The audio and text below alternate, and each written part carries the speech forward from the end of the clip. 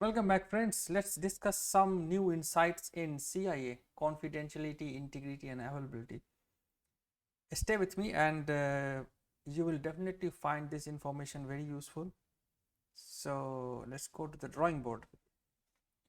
Now, if you remember your school days, I love to go back to school days because of some nostalgic reason, and because the reason that the concepts which we study at that time were very interesting to me. So let's draw a line. Okay, what we see around us is called universe. We are the part of this universe, and this universe is made up of matter and energy. Broadly, new discovery may have made things which are new, not updated to my knowledge, but this is the broad category, matter and energy. And there is a continuous interaction between them, and this is life, right? So how we identify a matter, right? So let me draw something here. Let's say this is a matter. M-A-T-E-R, matter. A matter has got some properties, right? What are those properties? We identify those properties as, if there is a matter, it will have some mass, it will have some dimension, basically length, width, height, right? Any matter which we see is a three-dimensional matter, right? Matter carries charge, and charge carries electric field. So these are all the properties of matter. Why I am discussing matter here in information security, you will come to know. Now, this universe is matter, energy, and all the relationships built around matter, energy, right? So this is this universe. Let's call this material universe, right? Material universe. Now there is another universe. I am making it up just for the sake of discussion and making things interesting. I will call it the universe of information security. The universe of information security, right? So again, we have a universe of information security, and this universe is made up of either information and security, right? The way our physical universe, materialistic universe, is made up of matter and energy, and all the interaction between this matter and energy, it gives rise to life. How and why, there is a philosophical argument, there is a religious argument, there are n number of arguments. We are not dealing that. I'm just giving you a glimpse to just parallel see. Now here, information security universe, you have got information and security, and there is a continuous interaction between them, and this interaction is keeping this whole the sanity of this universe, information security universe, intact, you know. But if this relationship breaks, if the relationship between information and its security breaks, then there will be no sanity in the universe of information security, right?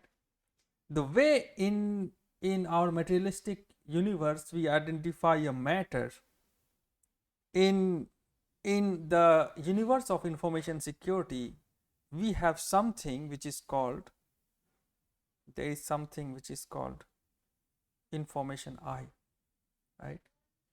Now this information carries some property, right? It is made up of something, its content, right? And this content has got some quality, like this information will have some quality. The way a matter has got some properties, like it has got mass, it's got dimensions, it's got charge, electric field. I forgot to tell you the similar thing holds true for energy. Energy has also got some property, right? Can you recall any of the property of energy? One of the property of energy is that energy can neither be created nor be destroyed, but it can be transferred from one object to another object, right? So sometimes it's just transfer of mechanical energy to mechanical energy, sometimes mechanical to non-mechanical energy. We will not go into those discussions of physics, but this is something nice to know, that matter also has got some properties. One of the properties is that it has got mass. Similarly, energy has got some property. One of the properties is that you can't destroy energy, in a simple sentence. Similarly, information has also got some property, and security also has got some property, right? So there is something called security, and it has got some properties, right? So we studied the property of matter and energy back in our school. Same way we study the properties of a security in reference to information, and we call a system which contains the information. Let's call this a system. Just don't go by the shape, looks like a bucket. This is called information system.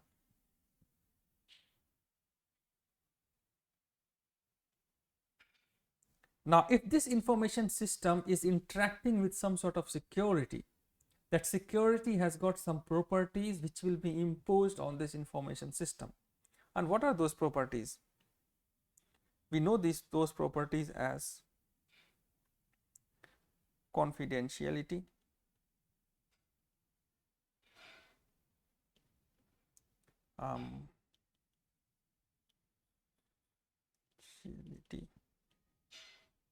or integrity, or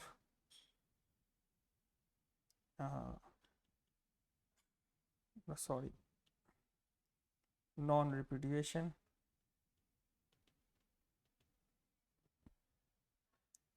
confidentiality, integrity, non-repudiation. What else we have?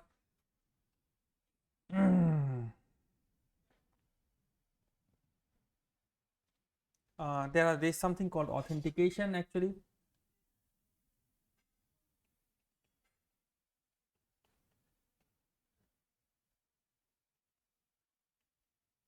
Right, so number one is confidentiality, integrity, authentication, non-repudiation. There are two more properties which is called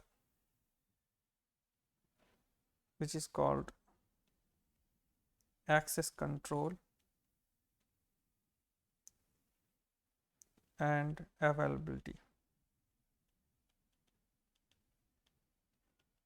Now you will say, wait for a minute, we don't study the subject of CIA in this fashion. Like we always say that there are three properties, main property: confidentiality, integrity, and availability, which is this guy, and this guy. But why I told that the properties are confidentiality, integrity, non-repudiation, and authentication, and then separately I said there are two more things called access control and availability, because one of the reason is because this all properties 1, 2, 3 and 4, they are related with message, and access control and availability is related with information system. Let me pick another color, green. So these two are related with this container, which is information system, right? So these properties of confidentiality, integrity, non-repudiation, and authentication are actually enforced into a message or an information with the principles, and the principles bears the same name, like the principle of confidentiality, principle of non-repudiation, integrity, and authentication, right? And these principles become the properties of the information, and the way this information is presented to the rest of the universe, the rest of the world, is basically determined by access control and availability. I hope this is making sense. One other way is to thinking again of matter.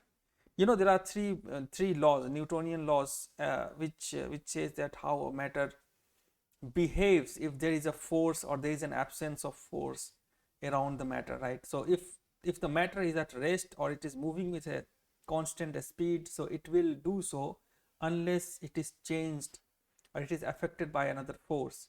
So this is one of the law of classical mechanics which is used in studying the movement of any object, right? Similarly, there is a law of confidentiality we call the principle of confidentiality, and when it is integrated with an information system, it becomes the property of that information which is contained in the information system, right? So what is the principle of confidentiality? The principle of confidentiality is basically, it says that the secrecy of data is known only to the authorized user. That's the principle of confidentiality, right? The principle of integrity says that the content of the message, when it is transmitted by a transmitter and received by the receiver, the content of messages do not change. That's the principle of integrity, right? What is the principle of authentication? The principle of authentication is a process which is executed by the receiver in order to understand that the sender is a legitimate sender or not. Actually verifying the identity of the sender. That's the principle of authentication, right? What is the principle of non-repudiation? Again, this is related with the message itself, that the receiver, not receiver at this time. Principle of authentication is related with something to be done by receiver in order to identify, in order to substantiate the claimed identity. That's authentication. Non-repudiation is a process or a mechanism or a method done by the source itself on the message, so that it cannot be repudiated. It cannot be at some later stage of time said that this message is not sent by that user. That's the principle of non-repudiation. So these all principles of confidentiality, integrity, authenticity, or authentication or non-repudiation is a function of message itself, and the principle of access control and the principle of availability is a function of the information system. And what is an information system? Information system, it could be an appliance, it could be a building or facility, it could be a hard disk, any system which contains an information, right? Even the traffic light going red, green and yellow is an information system. It's communicating with people in terms of the color, right? So if the way information system is actually accessed and it's made available to the system is determined with two principles, which are access control and availability, right? What is access control? Access control actually is a property of an information system which makes the information system accessible to certain type of users or certain type of subjects, right? By implementing some mechanism like access control list is one of the mechanism, or discretionary access control, mandatory access control, those kind of things we will be studying later in the video. Availability is about maintaining the service or information available to intended or authorized user for the time we want to, right? That's availability. I hope this resemblance between material universe and information security universe is interesting. It will be helpful to knock the brain at, basically making it in a way that you can relate it to. It's not like something, okay, what is authentication? We don't know. But now we know that how authentication, integrity, confidentiality, non-repudiation are related in one bucket, and which is a function of the message itself, and access control and availability is a function of the information system.